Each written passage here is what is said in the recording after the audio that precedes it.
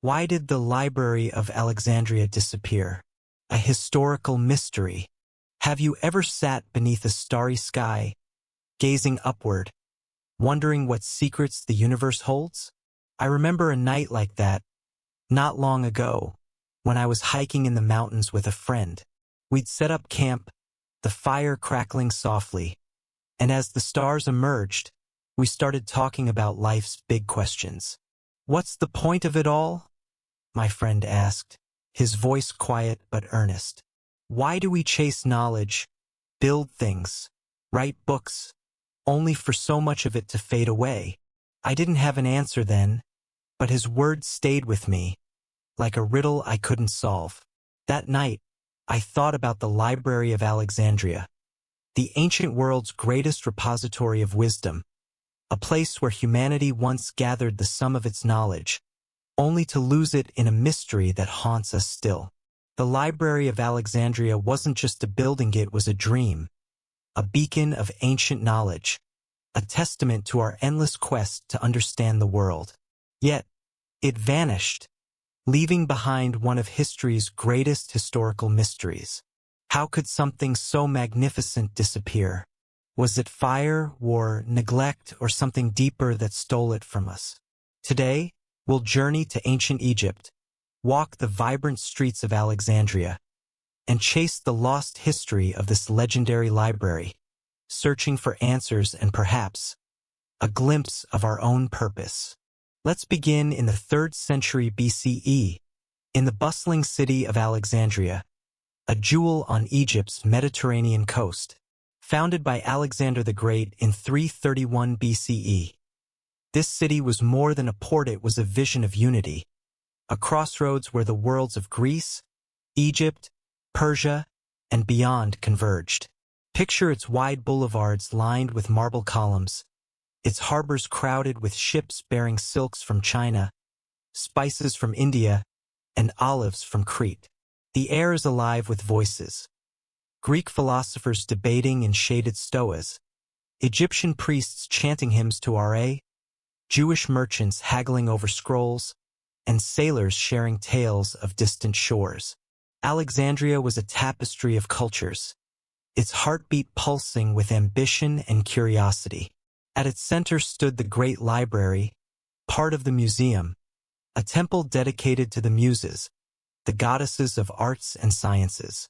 Imagine a sprawling complex of white stone, its courtyards shaded by palm trees, its halls echoing with the rustle of papyrus and the murmur of scholars.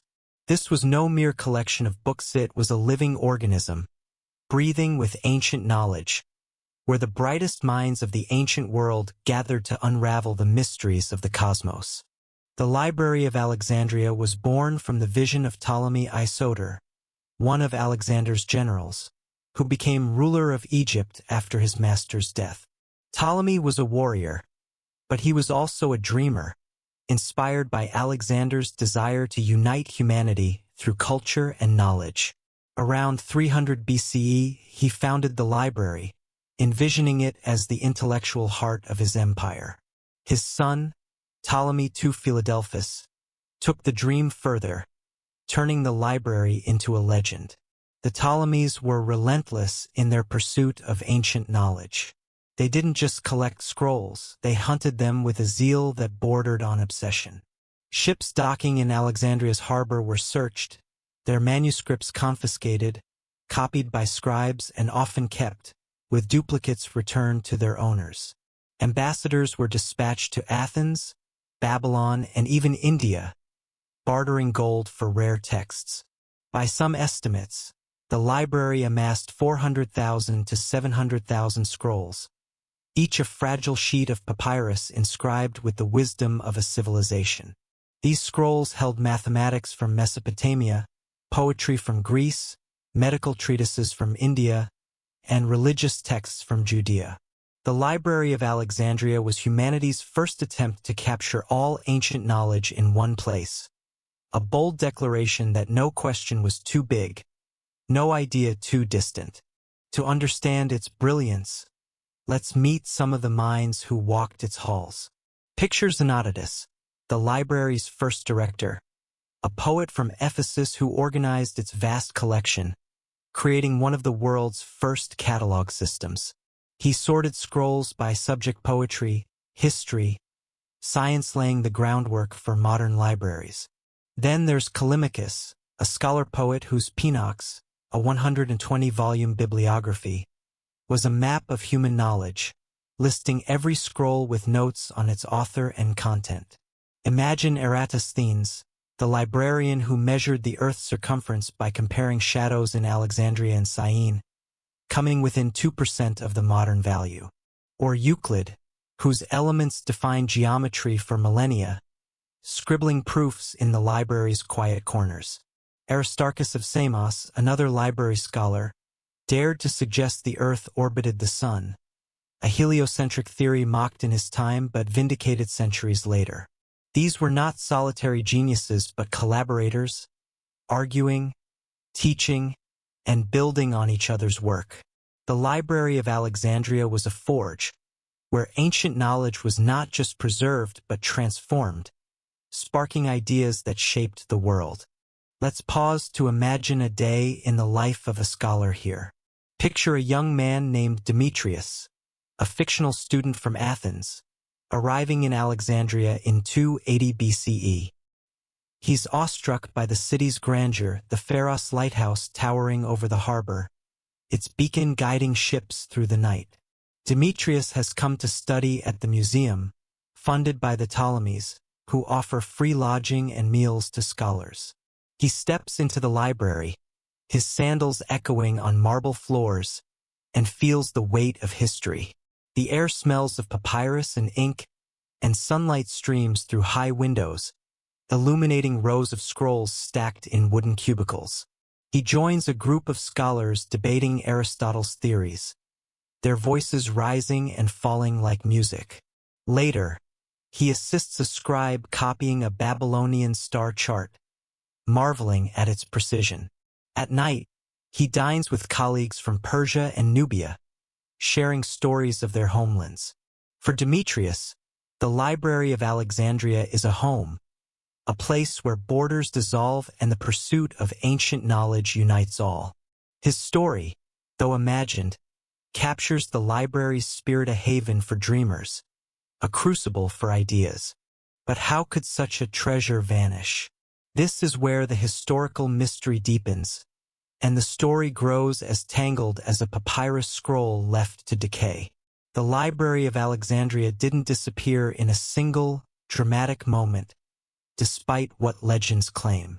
Its loss was a slow, aching tragedy, shaped by fire, war, neglect, and the shifting tides of history.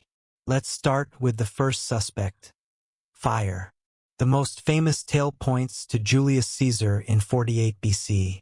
During his civil war with Pompey, Caesar arrived in Alexandria to support Cleopatra. His forces, battling in the harbor, set fire to enemy ships to block their escape. Ancient writers like Plutarch, Seneca, and Dio Cassius claim the flames spread to the shore, consuming warehouses near the library. Some estimate 40,000 scrolls were lost, a devastating blow. But was this the end? Not likely. The library was vast, spanning multiple buildings, including the Serapeum, a temple library in another district. Strabo, a geographer visiting Alexandria in 25 BCE, describes scholars still working there, suggesting the library survived Caesar's fire. The blaze was a wound, not a death blow, yet it planted the seed of a historical mystery that captivates us still. Another chapter in the library's decline unfolds in the 3rd century CE, as the Roman Empire begins to fracture. Alexandria, once a haven of peace, becomes a battleground.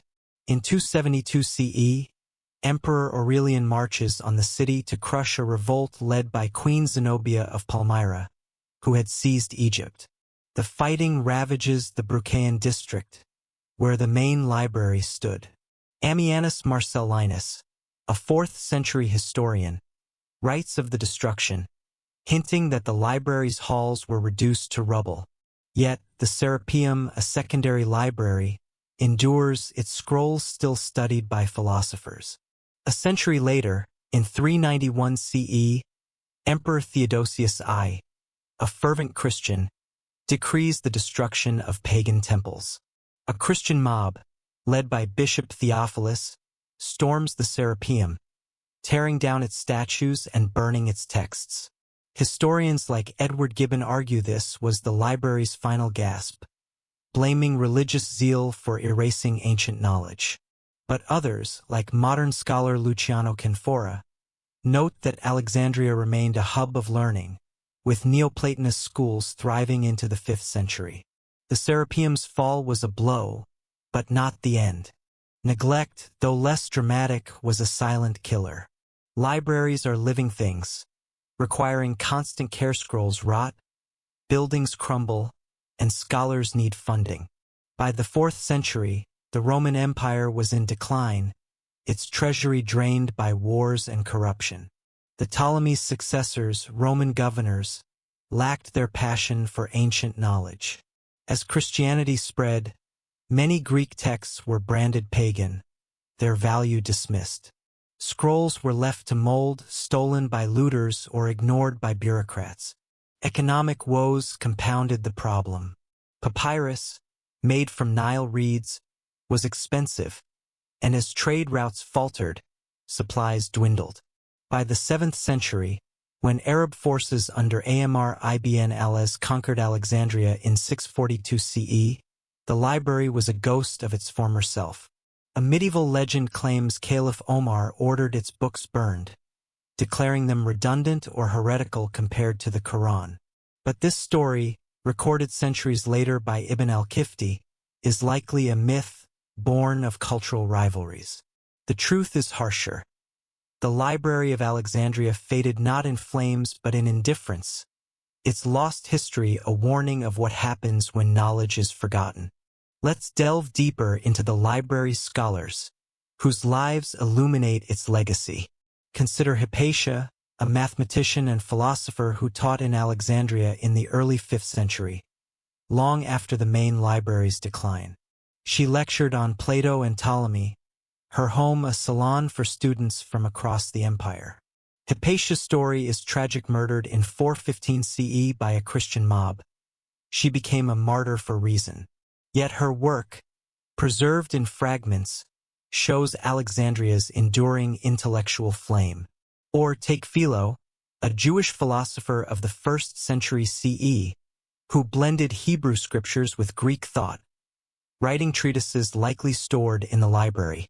These figures, from Xenodotus to Hypatia, were the library's soul, their ideas rippling through time. Their loss, like the scrolls, is part of the historical mystery, a reminder that knowledge lives in people as much as in books. What was lost? The scale is staggering. The Library of Alexandria held works we'll never read. 70 plays by Sophocles, of which only 7 survive. Histories by Berossus, a Babylonian priest who chronicled Mesopotamia. Astronomical charts by Hipparchus, who mapped 1,000 stars. Imagine the medical texts of Herophilus, who dissected cadavers to reveal the nervous system, or the poems of Sappho, whose lyrical fragments ache with beauty. Scholars estimate 90% of ancient Greek literature vanished, much of it housed in Alexandria. The epic cycle, a series of Trojan war poems, is gone, leaving only Homer's Iliad and Odyssey. Scientific works like Ctesibius' treatises on hydraulics could have advanced technology centuries earlier. This lost history is a wound, a gap in our understanding of ancient Egypt and beyond. Yet not all was destroyed. Copies of library texts, sent to rival libraries in Pergamon or Antioch, preserved Aristotle's logic, Ptolemy's astronomy, and Plato's dialogues. Arab scholars in the 9th century, like Al-Kindi, translated Greek works, passing ancient knowledge to Europe's Renaissance. The library's legacy endures, but the absences haunt us, a historical mystery that fuels our longing for what was. Let's explore another angle. Why did the library matter? Beyond its scrolls, it was a symbol of human ambition, a place where differences didn't divide but enriched. Alexandria was a city of hybrids, Greek-Egyptian gods like Serapis, bilingual inscriptions, intermarried families. The library embodied this unity, a space where a Persian astronomer could debate a Greek geometer, where a Jewish scribe could translate the Torah into Greek, creating the Septuagint. This openness made it a beacon, not just for ancient Egypt but for humanity. Compare it to the Library of Pergamon, a rival founded by the Attalid kings, which held 200,000 scrolls but lacked Alexandria's global reach. Or consider the House of Wisdom in 9th century Baghdad, which echoed Alexandria's spirit, preserving Greek texts when Europe was in darkness. The Library of Alexandria was unique, a moment when humanity dared to collect all ancient knowledge, to see itself as one. Why did it fade? Beyond fire and war, economic and environmental factors played a role. Alexandria's wealth depended on trade, but by the 3rd century, inflation and piracy disrupted its ports. The Nile's floods, vital for papyrus, became erratic, raising costs.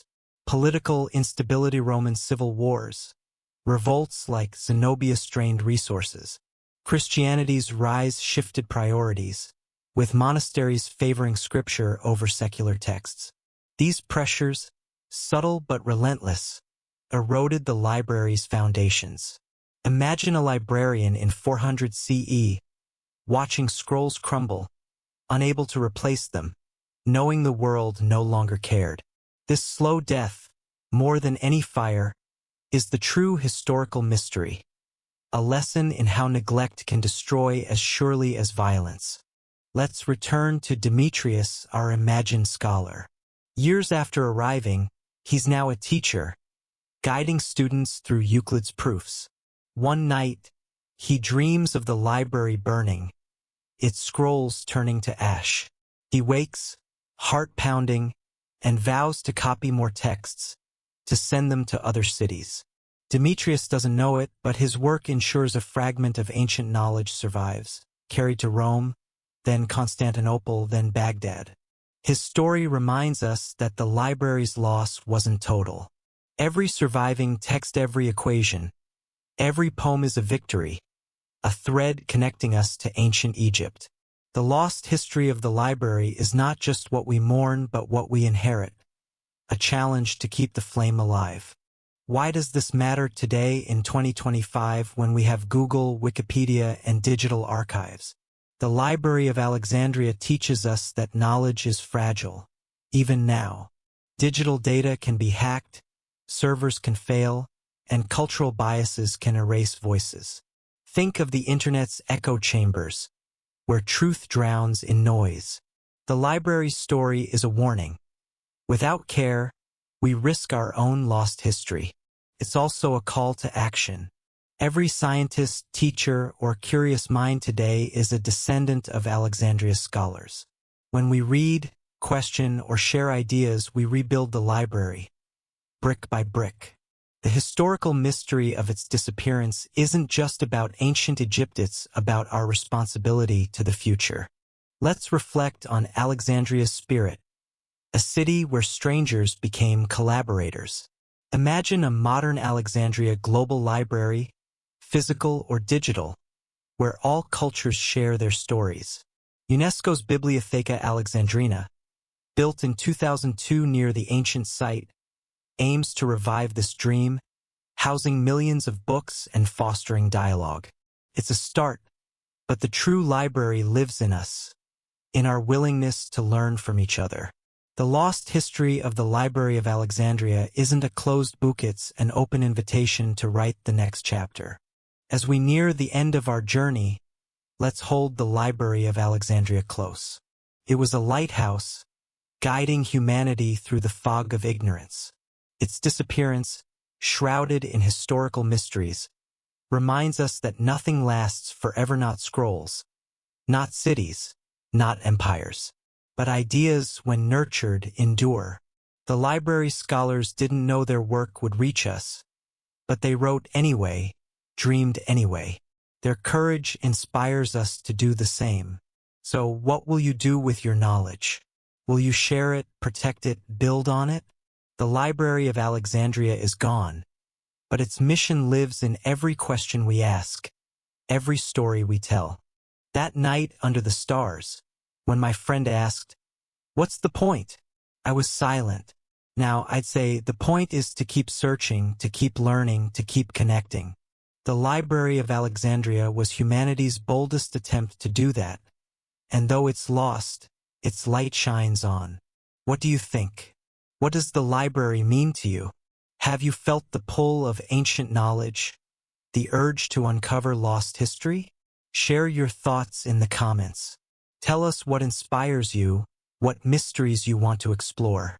If you're captivated by historical mysteries and the wonders of ancient Egypt, subscribe, hit that bell, and join us for more tales weaving past and present. The Library of Alexandria may be gone, but its story is ours to carry. Thank you for journeying through ancient Egypt with us. Until next time, keep chasing the light of knowledge.